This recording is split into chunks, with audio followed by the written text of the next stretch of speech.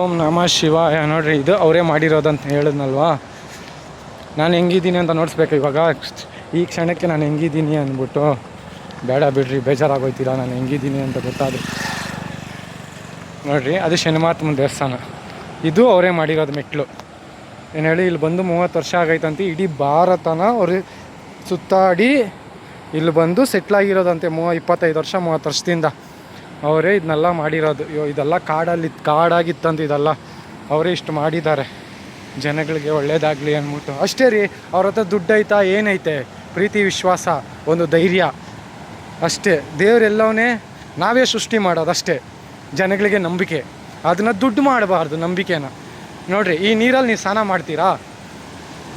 ನಾನು ಮಾಡಿದೆ. ಇವಾಗ ನಾನು ಹೆಂಗಿದ್ದೀನಿ ನೋಡಿಸ್ತೀನಿ ರೀ. ಇವಾಗ ಸ್ನಾನ ಮಾಡಿದ್ದು ನೋಡಿರಿ, ಹೆಂಗಿದ್ದೀನಿ ಕಾಣಿಸೋದ್ನಾ ಹೆಂಗಿದ್ದೀನಿ ಅಂತ.